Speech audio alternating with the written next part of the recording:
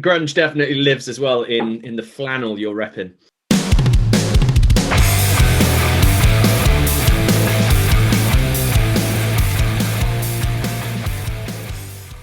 And we're in. Oh, we are in. Yeah. Welcome. Thank you. Thanks for having me. Cool. So we're here with Chris from the Mayblues. Yeah, that's a lot of uses of the word the. But anyway, yeah, the awesome Mayblues.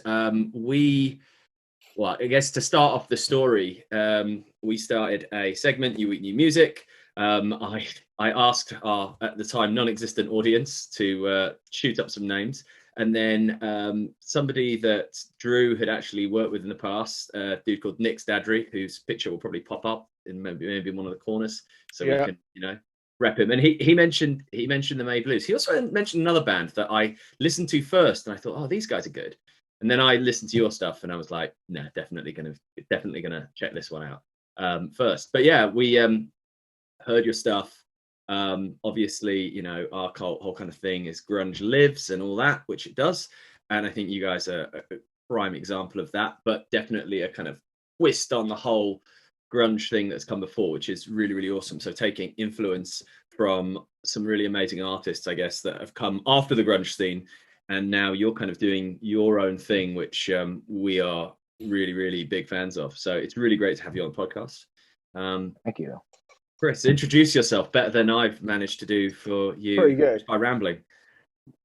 Oh yeah, no, I don't think I can top that. Well, I don't know. I never had to do anything like this, so I don't know how to introduce myself. But my name is Chris, and the Mayblues was kind of a passion project, and I guess.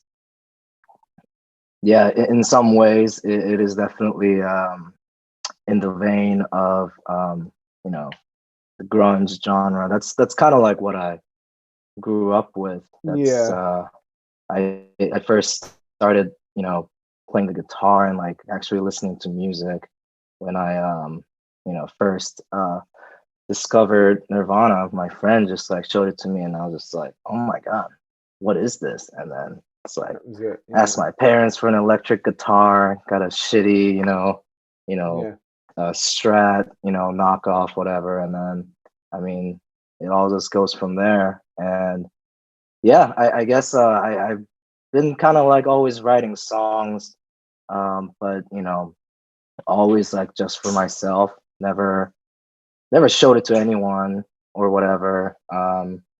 And I guess at some point, some of my friends kind of liked it, and I was really shy showing them too. And I don't know, and they kind of liked it, and they related to it. And I'm like, oh wow, like other people kind of feel this way too. And then I'm like, okay, maybe I'll do this not necessarily for myself too, but kind of open up, get out of my shell. And it's like, okay, fine. Yeah. Maybe I'll share it. And if some people actually resonate with it, then that makes me feel good. And that's kind of how it all started. And yeah, it's like a couple years back when I started doing that, with the Mayblues. So I guess that's a terrible introduction. But no. Great. I was going to say, grunge definitely lives as well in the flannel you're repping. I've got a couple of good red flannels like that. I've got a super dry one, but it's a bit tight. I was going through like a really tight top phase, and I was sort of there. And I bought a new one recently like that, and it's quite good actually. I wear it now and again. But yeah, I love a good flannel. Can't go wrong, can you? Well, so does Eddie Vedder. He made a career out of that. Every time I go and see Pearl Jam live, he's always got a flannel on, short sleeve one though, short sleeve flannel. Yeah, that's a funny one. I like flannel. I just never rock a short sleeve one. I can roll the sleeves up. Yeah, I got a few flannels. I mean, like when I first heard you guys play, I think I would say to me, there's really cool elements of bands like the Arctic Monkeys, but it was like as if the Arctic Monkeys were fronted by Daniel Johns, which Drew will know is the ultimate compliment as a huge fan of Daniel Johns. One sec. Can you see behind me? you know what album cover that is? That is Diorama by Silverchair. That is Diorama by Silverchair. Yeah. One of the greatest rock anthem operas that you will ever hear. Anyway, carry on. Yeah, man. Cool. So yeah, so I guess we started chatting, and that's the great thing about technology. I'm gonna sound like such an old man when I'm you are an old it's man. really crazy. Like you can reach out to people on the internet and they actually talk back. So yeah, I mean, I hope we didn't come across like too stalkerish, because I think generally speaking, what I do with this new music is I don't actually make any contact with the people that I'm doing the segment about. I just put it out there, and hopefully, and actually so far all the response has been great. I haven't got like, if you just stop talking about us, like we don't appreciate it. So that did kind of cross my mind, but I thought, fuck it, why not? Yeah, no, not at all. I also kind of like don't get social media. I mean, you know, just going back to what I was saying, like I was definitely not comfortable, like, you know, sharing my music, you know, initially. So even like social media, this whole thing of like, hey, dude, like this is my music, and like all this stuff just like was so foreign to me. And like when I like started, I'd be like, okay, so how do you do this thing? Like, what are you supposed to, you know, how? And like I don't know, like I don't like talking to strangers too much, and but it seems like everyone just talks, like doesn't matter, and it's just like as if they're like best friends, and it's like they live like halfway across the continent, but you just connect and like you don't give a shit, just like fire away messages like, oh, okay, yeah, maybe that's what I'm supposed to do too. And definitely did not feel, you know, uncomfortable, you guys, you know, reaching out to me, and any sort of correspondence that we had. It was definitely, I don't know, it was really good, especially like during, you know, this time right now in the pandemic where, you know, you're locked in for the most part. So it's like, oh, it's kind of nice, you know, kind of like, you know, chatting with people and like, you know, kind of making friends. And yeah, it definitely, I'm still not sure how to use social media super well, but I think it definitely has provided some amazing opportunities and experiences that just would not make sense otherwise. To be honest, it's just learn as you go. It's a funny one, especially if you're. It's a tool, you know. It's a business tool to get your music out there. That's all it is, and that's the way I've always seen it. So you know, Rod's really diving. You know, part of Rod's job is kind of that with other clients and stuff. So he's kind of used the band as an experiment, you know, in a weird way to sort of try and, you know, and it's working, and it works, you know. It's a funny one. It's not like it was because we're from the time of, you know, the normal way of, well, I say normal, the older way of doing it. You know, you write your music, you do a demo, you get signed, or you do, and you get exposure from when you're signed to a record label, and you've got PR companies doing stuff for you, rather than essentially you're doing it all yourself. I think there's positives and negatives to that. Like we've kind of talked about this a couple of times, but you know, something that I'm kind of picking up on from what you're saying, Chris, is like you really strike me as someone who's quite, I don't know, a bit more introverted, and very much like, this is kind of my music and I would write it regardless, but people have responded to it and they want to hear more, and that's fantastic. But like, you know, back in the day, maybe an A&R might pick you up and they might say, do you know what, Chris, don't worry about this promotion, don't worry about all this stuff, because we're going to take care of this. You just focus on the music. And I think, look, there's the positive side of things is that actually for artists to really have control over everything they do, we're probably living in one of the best times for that. However, there are so many things you need to do other than writing music, and you just wonder how many potentially great artists there are that are just, you know, we talked about, you know, the crazy guy who busks on the subway, who's a musical genius, who could be discovered and could become a star. You know, is there the platform for that person to be found now, when probably the labels aren't looking for that? The labels are looking for people who are you know, basically like a prototype of the finished article where all they need to do is just maybe pump a little bit more gloss or a little bit more money in. But you know, like I do think it's cool, like, for, you know, from what you've said and from what your experience is, that, you know, you're not like someone who's just pumping out the self promotion. And I actually think, like, when I first saw your profile and whatever, I wasn't sure if, honestly, I wasn't sure if you guys were particularly active, or if when I came across you guys, like, that, you know, that you were going to be into this and that sort of thing. But I think actually, in hindsight now, that actually makes you stand out a little bit. Like, it makes you a bit more interesting, a bit more mysterious, unlike us who post every day and are just like, listen to music, love us. Yeah, perhaps, but I don't know. I feel like the only thing that stands out about our page is that it's just in black and white. Old school. It's old school. Yeah. Well, it's unique. The thing is, like, like, going back to what Rod said, you know, not every artist is, you know, an outrovert.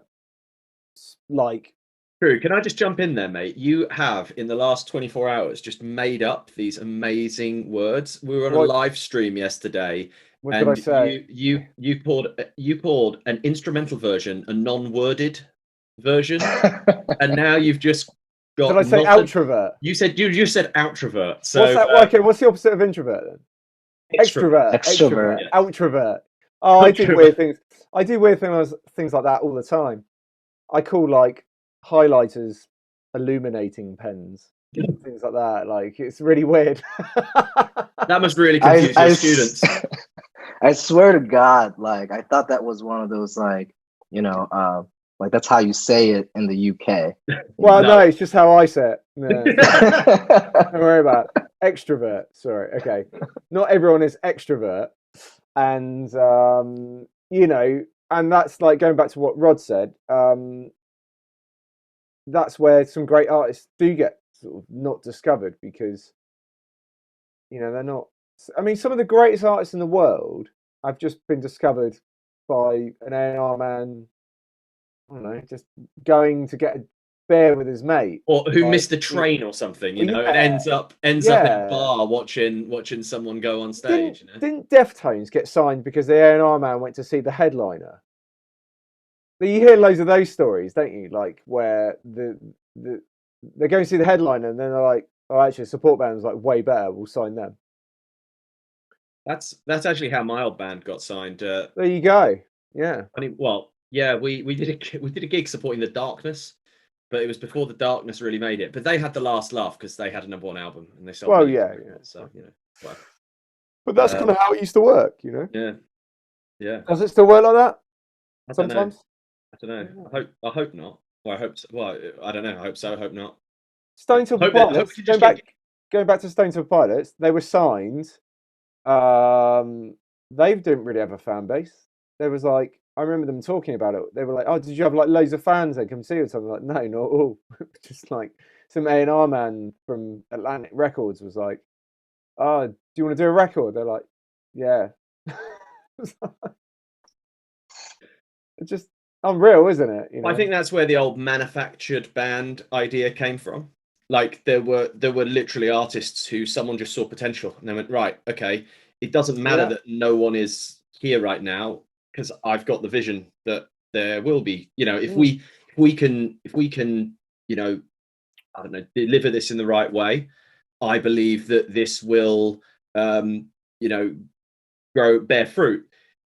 Would this happen now? You know, probably not.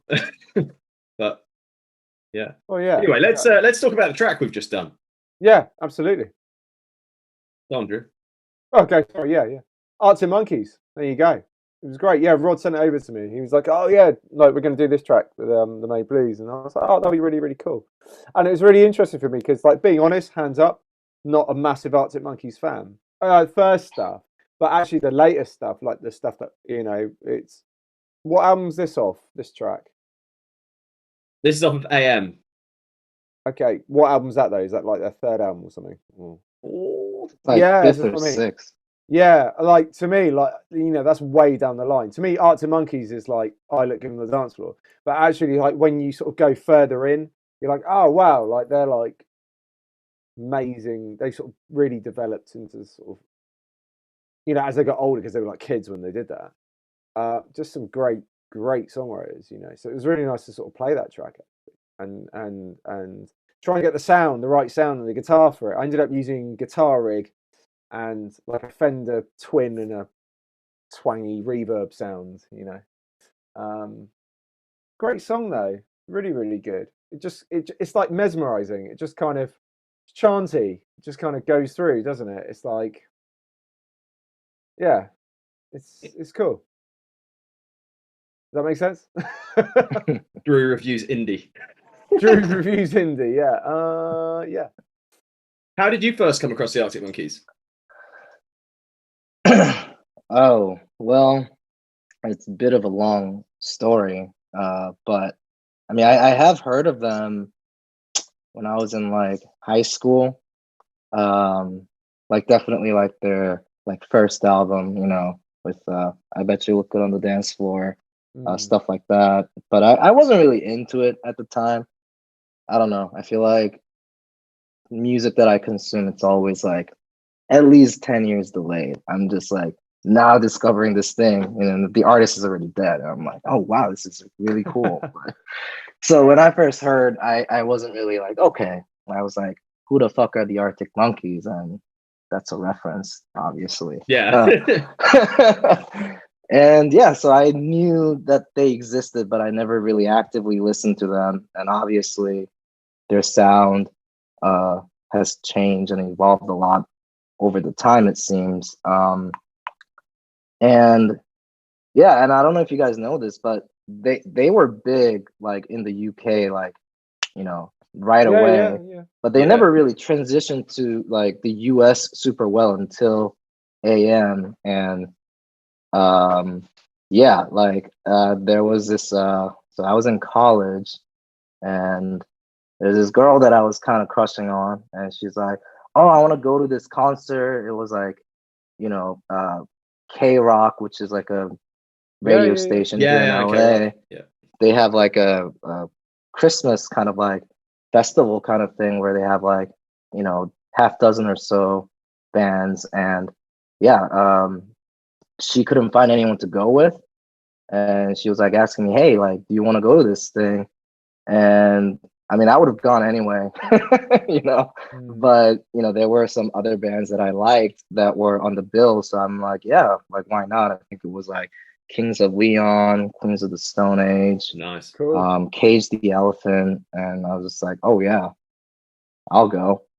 And yeah, I really enjoyed it. And then, I mean, she mainly wanted to go see the Arctic Monkeys, and this is when they just released AM, right? And then like I was like constantly hearing it, and I'm like, what is that? And I didn't really recognize, that they were the ones who wrote, I Bet You Look Good on the Dance Floor, because it sounded so different. And then like, like I think they were like in the middle of the act, and like they kind of have this stage where like it rotates. So like the band that's next up is setting up behind, and just like they turn the stage, right? Oh, cool. Nice. Yeah. And then like, the lights went out, and then like you just hear the drum beats. Do I want to know, as like the stage is turning. And then like literally all the girls, they like lose their shit. And I'm like, whoa, what the fuck is going on? Right.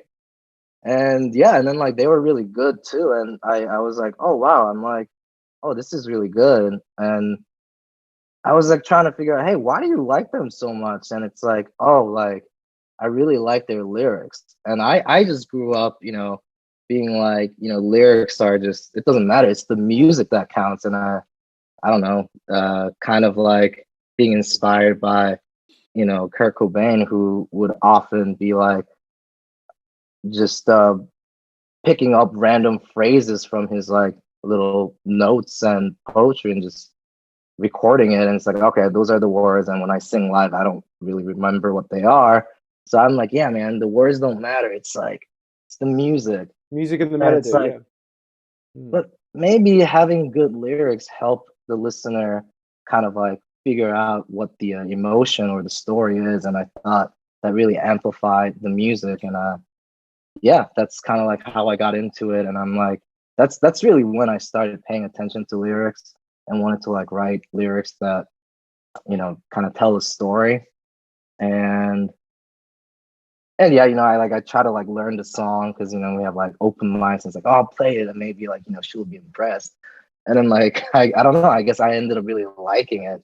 And yeah, you know, that period in my life just kind of fit in really well with the theme of that album as well, you know. And so it kind of became a favorite of mine, for sure, one of my favorites. So yeah, I would say I discovered them pretty late and then kind of like went backwards and listened to all their albums. And I still think their first album is actually the best. I like the tracks in like AM, but I think as an album, the first one was definitely okay, the best. So Rod, do you want to tell your story? Well, I've got loads of Arctic Monkey stories, but a good one is, so I was in a band when I was a teenager, and basically our road crew, they're really good guys, but they were all from like the kind of Yorkshire kind of way, and they all started working for the Arctic Monkeys, and I'd started another band, and basically I'd said to the guys, look, we're going to go on a tour, would you be able to help us out, you know, maybe do some sound, do this. And my friend Tim, I think he was from day one. He was the Arctic Monkeys tour manager, and he was a really good sound engineer. I think now he kind of, I'm not sure if he's still doing that, but he does photography, and he works. He does a lot of work setting up this really cool festival in Sheffield called Tramlines, which I think Arctic Monkeys have played a fair few times.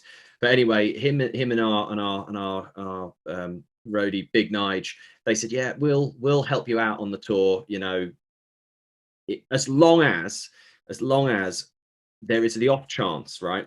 So we're going out with the Monkeys, and if the debut single does well, we do actually provisionally have some extra dates booked, but like the single would have to go like top 40, and we're not sure if that's going to happen. But if it doesn't, we'll come out for a week with you. Anyway, so that single was Bet You Look Good on the Dance Floor, which went to #1 and was one of the most successful singles of all time. And I mean, fair play to them. They're absolutely amazing band. But one of the things I was going to say about Arctic Monkeys, and you brought up this thing about lyrics, and you know, I've got loads of friends from the States or from Canada, and one of the things that they're often drawn to is the lyrics in the Arctic Monkeys, which I find really, really interesting because they are, I think it's fair to say, Drew, they are very kind of, in terms of the words that they use, it's very regional, it's very Yorkshire. And I think it's really interesting that, like, I don't know how well that translates, but maybe that's part of the mystery and some of the slang they use, and definitely the rhythm that Alex Turner uses when he describes his accent. But I was going to say, like, even people in the south of England have trouble sometimes working out what he's talking about. So, like, God knows if you're like in LA, like, you know, they're from Sheffield, aren't they? Is it Sheffield? Yeah. Doncaster or something like that. I think it's Sheffield. But like, but I think, you know, what you were saying about the first album, there's just this energy about it. I think I think AM, I really like AM. I think maybe on paper, in terms of like crafting the songs and them being, I think that is like their most polished album, and I think that's what kind of broke them in the other territories. But I 100% agree with you. That first record, it sounds really crazy, but it does have that sort of energy of like hearing Nirvana for the first time or hearing Rage Against the Machine for the first time. I know it's a completely different genre of music, and it would probably be, I think, maybe something like listening to the Smiths for the first time, like that. I think that's the sort of impact they had, and they perfectly captured this moment in time. Like I think they were like the original MySpace band. Right? They They really just yeah picked up on that and just did yeah. absolutely Just went off fantastic. on MySpace, caught that MySpace wave. Yeah. And I mean, as well, like one of the things their sound has developed, and I don't mean this in a horrible way, but you can really see them kind of learn to play the instruments better, like become real musicians. And we did a podcast about Silverchair, and I think it's very much that kind of thing. But I think, yeah, like you said, Arctic Monkey's completely driven by Alex Turner. I almost think of him as like a poet with a guitar. You know, like the lyrics are just so important. The way he sees things, the way he articulates things. And I think, like, if you were a bit of a music snob when they came out, you might go, well, you know, is the playing really up to standard? And I think actually what they did incredibly well was they developed a sound based around probably their musical limitations. You know, one of the things that I heard about them, again, fact check me, but I heard that Alex Turner started writing songs very soon after even just learning to play the guitar. So one of the reasons they have this really kind of angular, like they don't really, on that first album, they rarely play chords. I don't know if you guys have noticed this. It's all like, it's a lot of singular notes. And that was partially out of necessity, but it developed this absolutely kind of, you know, iconic sound that you just think of as the Arctic Monkeys. And I think it was only really once they kind of got to, I think Humbug was the third album, that they really started pushing it. AM is super slick. And what's it? Tranquility Base, Casino on the Moon. I really like it. Done? 5, 6. Cool. They're in pretty deep. The thing is, they started so young. Like they're not old. They were like 18, old. Weren't they? 17, 18. Yeah. Crazy, really. Well, it's amazing that their music, like, kind of, again, being kind of quite regional. And I think there's a really cool line in what's it, Fake Tales of San Francisco, where he references Hunter's Bar, right? And he's talking about people that, like, they're pretending they're from like the New York scene when they're in like a rural village in Yorkshire. And I think that's, you know, I think it put a lot of like small locations in Yorkshire on the map, which was cool. Yeah. But yeah, it's an interesting story. You know, they do have an interesting story. I keep forgetting like how they sort of broke America, and like you said, it was later on, like the AM thing. But I remember they did a what was that documentary? The Josh Homme did, and they talk about the desert sessions. What was that? Remember that, Rod? What was that on? I kind of recall what you were talking about. I think and it was like the Arctic Monkeys were on it as well. I was like, what are they doing on there? I thought, oh wow, they've sort of broken America. And they was like recording out in this sort of studio where, like, the middle of nowhere, where, like, you know, yeah, man, quite interesting. Yeah, I believe you know, Josh Homme was kind of responsible for, you know, helping them like develop their sound more, and I think that was like supposed to be a very important turning point. So yeah, and the desert, you know, that's the place to be.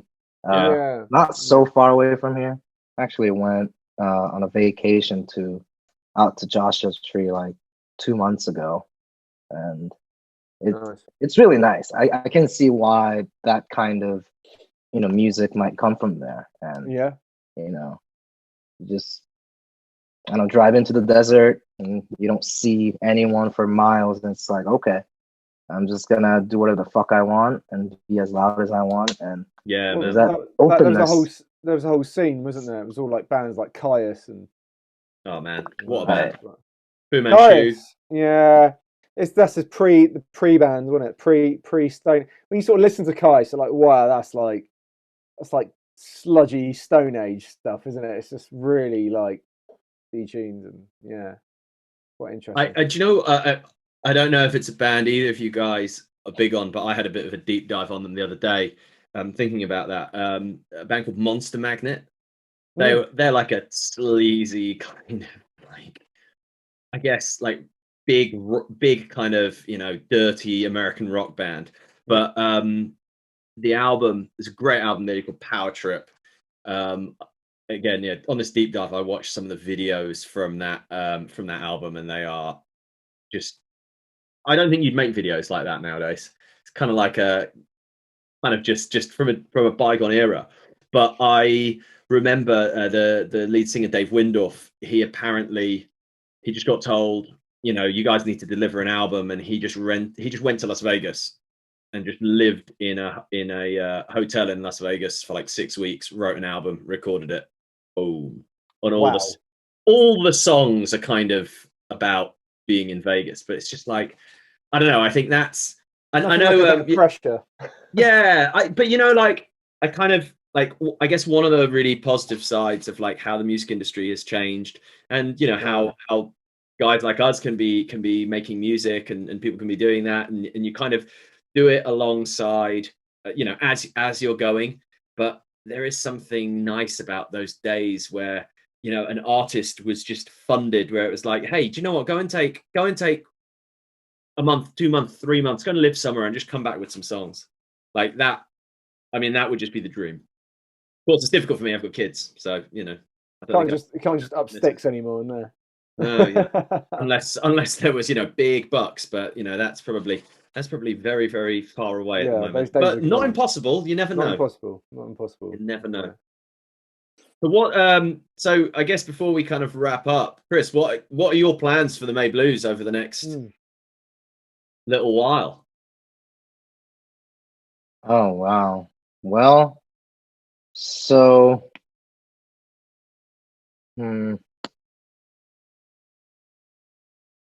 so actually the like all so I guess like all the singles that are out, it's technically, and I guess you heard it here first, it's supposed to be an album.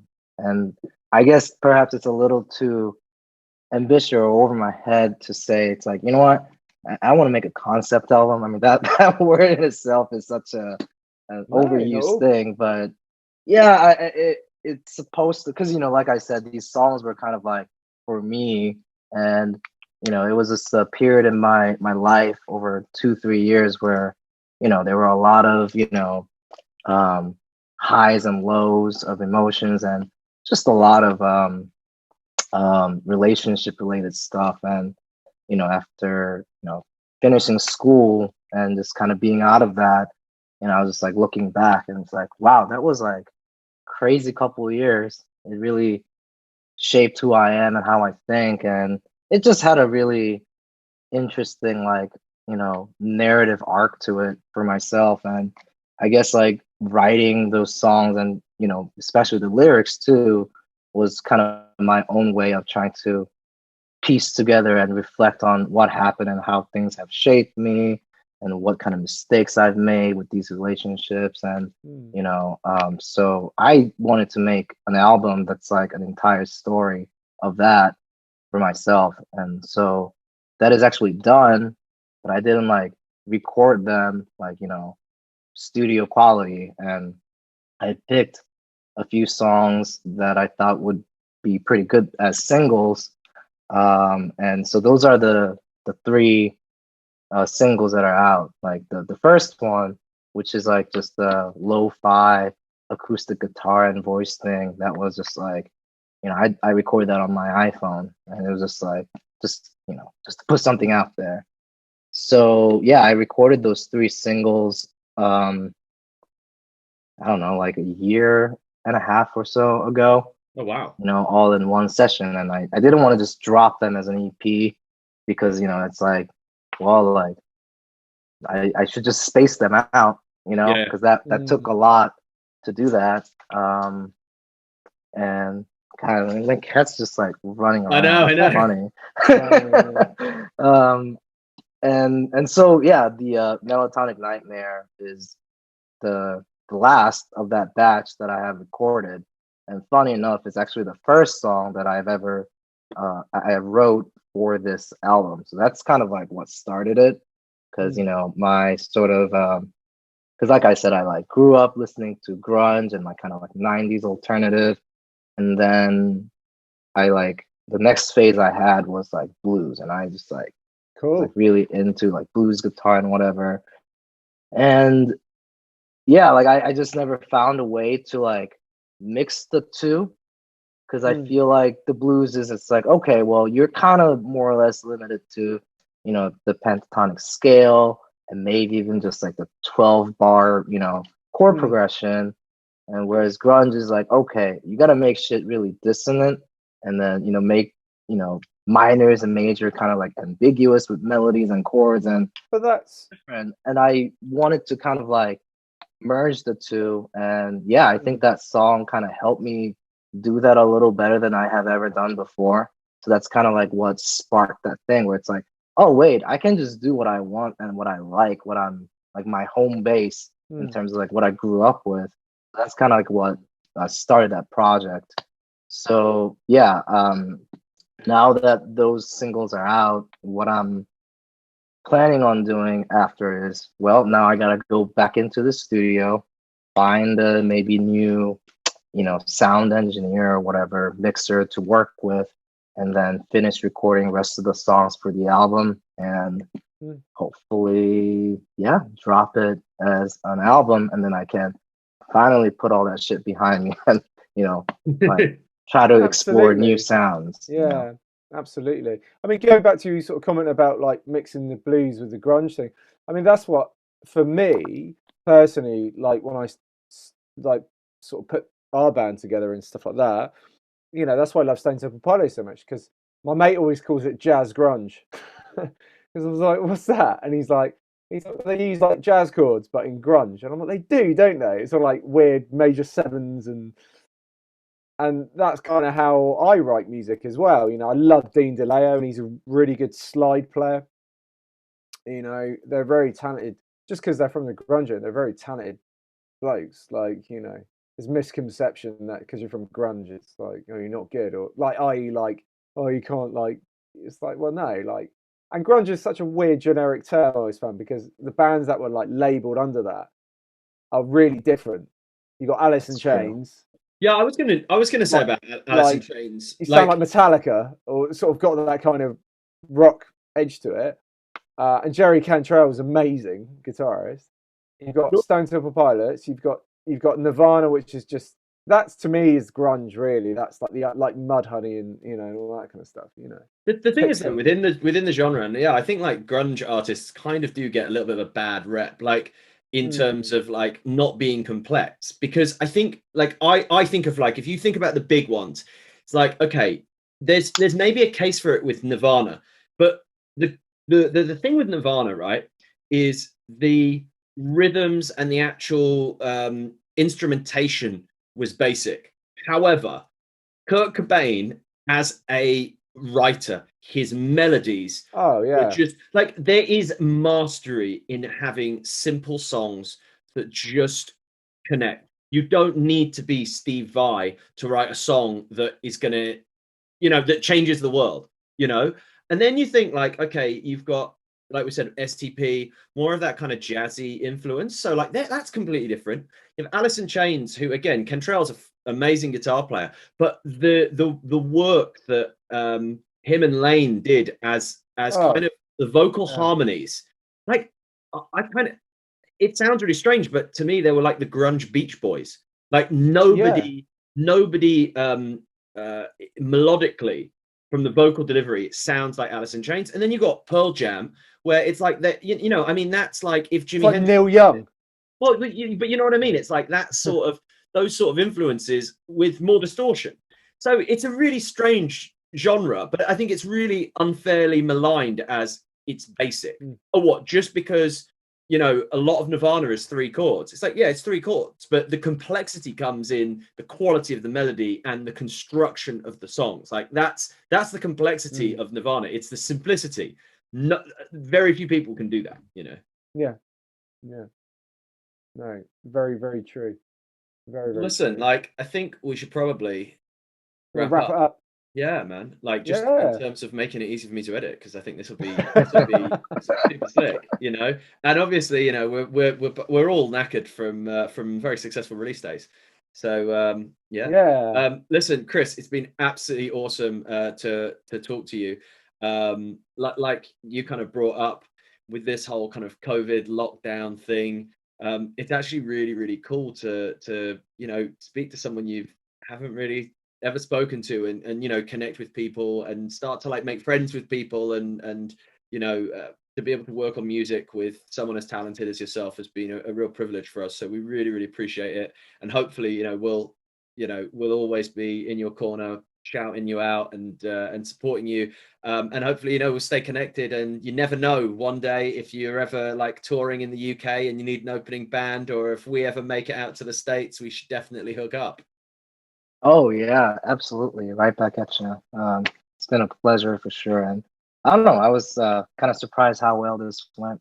It's kind of like, I don't know, Just talking, yeah. Talking nonsense, saying words like outrovert. It's fine. Yeah, Don't worry about it. Like that's fine. If I can say it, you can say peak. it. Yeah, that's really what made the interview or the podcast. That should be the title. Yeah, outrovert. They call it the Outrovert podcast. Dude, actually, like, I mean, I think you could potentially weave outrovert. Oh yeah, one last thing. What is Melatonic? We were talking about this yesterday, and none of us knew. What's it? Russ thought it might be a drink. Oh yeah. Well, it's not an actual word. It's I was trying to make the so melatonin, which is a hormone and sleep one. supplement that people take for sleep aid, and I just wanted to make it into an adjective, because you know one of the side effects of melatonin is that you get really vivid dreams, and oftentimes they're like nightmares or bad dreams. And I used to have a lot of sleep problems. I mean, I still do, based on the fact that, you know, I just like woke up right before the podcast, and that was like me, like, you know, sleeping well. So yeah, and yeah, back when, you know, a lot of these things were happening, you know, where I was kind of like trying to you know, get over someone by like hooking up with someone else or whatever, and you know, kind of still having sleep problems. So I just fell into a pretty bad habit of like, you know, curing my insomnia by taking a lot of melatonin. But then I'd have like bad dreams and nightmares where like the girl would show up in the dream, and it's like, okay, well, that's not good. And then, or the other choice that I had was like, okay, let's get drunk and like go on Tinder and try to find someone for the night. And at some point, I just kind of came up with the phrase like, you know, Melatonic Nightmare, gin and tonic love affair. And that's really the inspiration behind the song. Cool. So yeah, that's kind of what it is. And whenever I try to type it, it's always like, oh, that's not a word. And I try to like change it to something else. And I always gonna make sure that there's a red squiggly line, so I know it's the right spelling. Cool. Yeah, so that's kind of like what that song's about. Melatonin is completely illegal. It's not illegal over here, but you have to get it on a prescription. Really? It's pretty benign, I thought. We just go it's to dangerous. It's pretty dangerous. I mean, really? I think in our country, we kind of hear all this stuff about like, you know, the amount of prescription drugs in America. It is significantly higher than in the UK. Ironically, where all our medicine costs the same, but they just don't give it to us.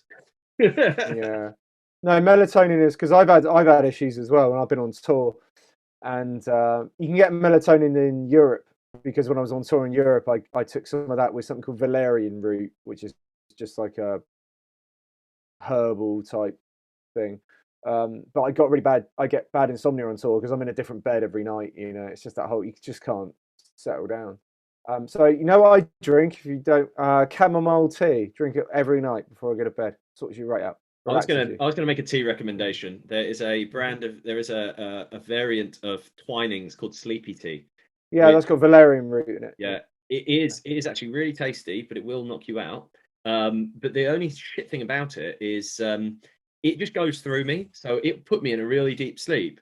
But then at like 4 o'clock in the morning, I'll wake up and I'll just need to piss, and I'm so fucking groggy when I'm going to the toilet. I'll like trip over and hurt myself or something like that. Like, it's a real juxtaposition. I might write a song about it. I was going to say, just to close it off, I think when the album finally does come out, and we get a copy, I think Drew will be going through the lyric sleeve to see if Outrovert's in there. to the lyrics. And I'll be calling my lawyers straight away. Oh man. That is not very outrovert of you to do that. No, exactly. No, is it? No. Anyway, Chris, it was awesome speaking to you. Yeah, thanks, buddy. Cheers for that. That's the track that made us. Hope you guys enjoy the video. Haven't decided what I'm going to do. I'm going to do some sort of like stock footagey sort of thing, and in tribute to the Mayblues, it will be in black and white. Absolutely. Thank you. Cool, man. All right, take it easy. See you, dude. Thanks.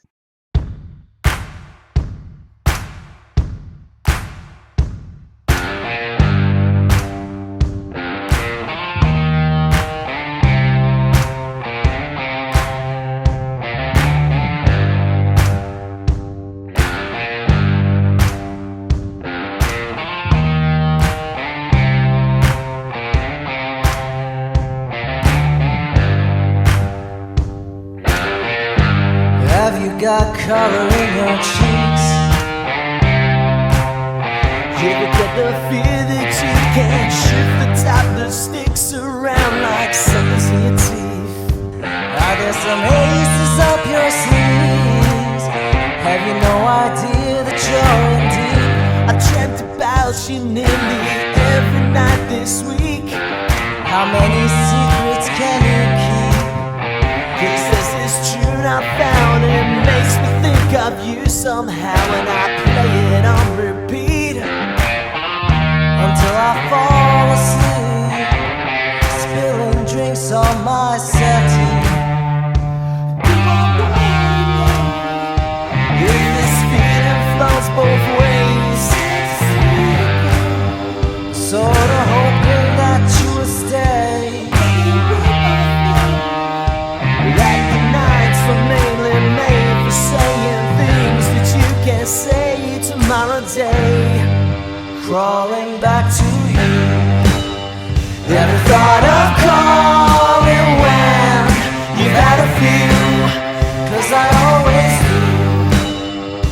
Maybe I'm too busy being yours to fall for somebody new. Now I thought it through, crawling back to you. So have you got the guts? Been wondering if your heart's still open, and if so, I wanna know what time it shuts. Simmer down and pucker up. I'm sorry to interrupt. It's just I'm constantly on the cusp of trying to kiss you, but I don't know if you feel the same as I do. We could be together if you wanted to. If this feeling flows both ways, we're sorta hoping that you'd stay. That the nights are mainly made for saying things that you can't say tomorrow day. Crawling back to you, crawling back to you. Never thought of calling when you've had a few, 'cause I always do, 'cause I always do. Or maybe I'm too busy being yours to fall for somebody new. Now I thought it through, crawling back